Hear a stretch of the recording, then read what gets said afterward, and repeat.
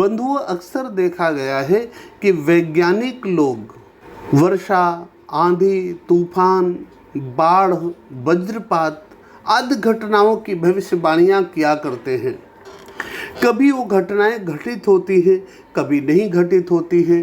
कई बार घटनाएं घटित हो जाती हैं, वैज्ञानिक लोगों को बाद में पता लगता है तो उन घटनाओं की बाद में विवेचना कर रहे होते हैं।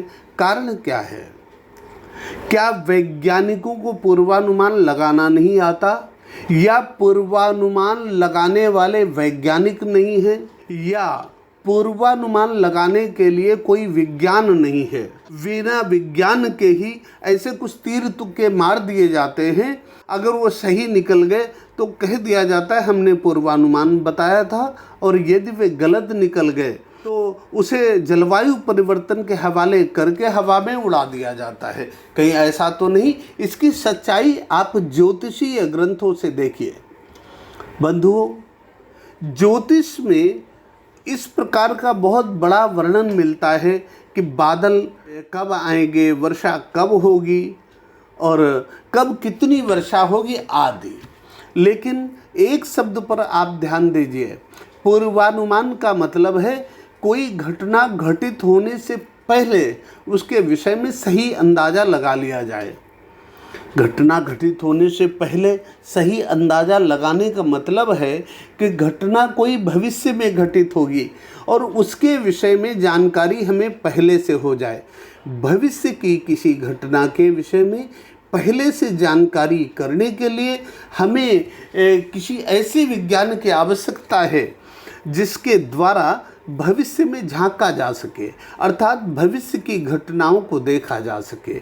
अगर पानी में कोई सिक्का गिर जाए और उसे आँख में देखना हो आँखों से, तो हमें किसी ऐसे चश्मे की आवश्यकता होती है जिसके द्वारा पानी में भी देखा जा सके और हम सिक्के को उठा सके। इसी प्रकार से अगर भविष्य में कोई घटना घटित होनी है और मुझे उस घटना को देखना है या उसके विषय में अनुमान लगाना है, तो हमें किसी ऐसे विज्ञान की आवश्यकता है जिसके द्वारा भविष्य को देखा जा सके या भविष्य में झांका जा सके।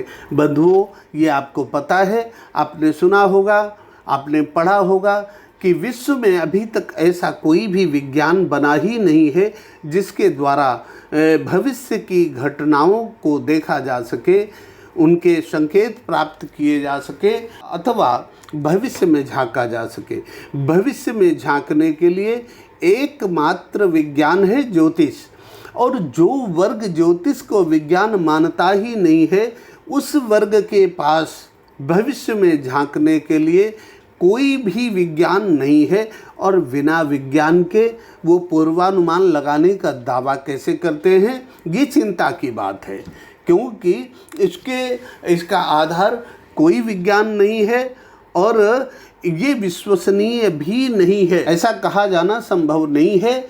उपग्रहों, रडारों से जो वो बादलों की जासूसी या आंधी तूफानों की जासूसी कर लेते हैं, उससे केवल इतना पता लग सकता है कि भाई बादल या आंधी तूफान इतनी गति से इस दिशा में जा रहे हैं, और यदि इतनी गति से इस दिशा में जा रहे हैं तो इतने घंटे में फला प्रदेश देश में पहुंच सकते हैं। यदि इसी दिशा में इतनी ही गति से आगे बढ़ते रहे, यदि उनकी गति बदली या उनकी दिशा बदली तो वो वहाँ पहुँचेंगे, ये बात सच नहीं निकलेगी।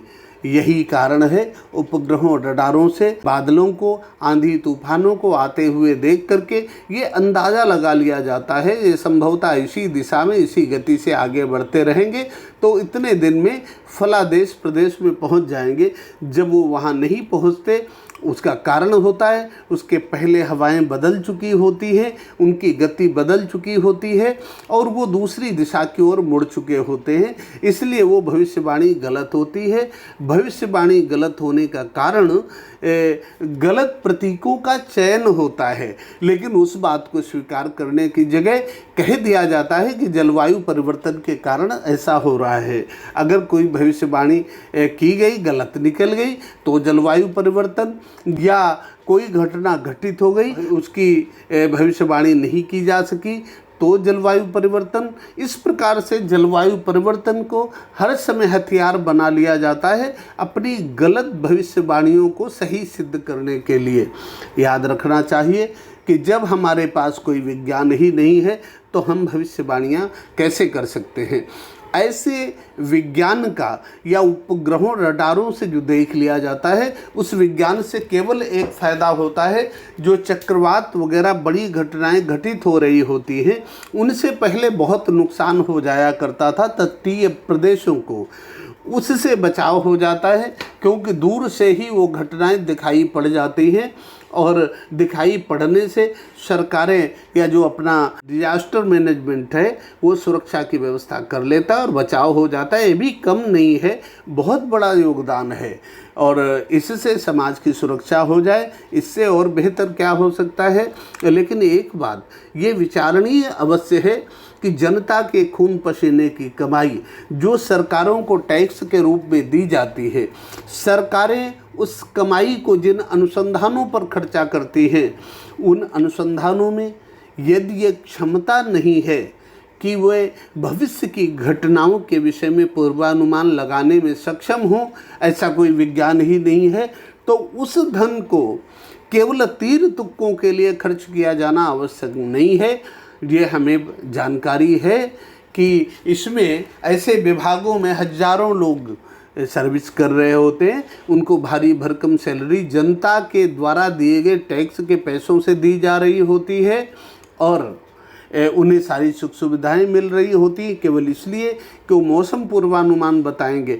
कल्पना आप कीजिए कि यदि मौसम पूर्वानुमान लगाने के लिए कोई विज्ञान ही नहीं है और कोई वैज्ञानिक ही नहीं है जो ऐसा करने में सक्षम हो, तो फिर ऐसी कल्पनाएं करने के लिए इतना धन खर्चा किया जाना कहाँ तक न्यायोचित है, वो भी उस सरकार के लिए जो पाई पाई और पल पल का हिसाब देने के लिए अपने को वचनबद्ध मानती है। धन्यवाद।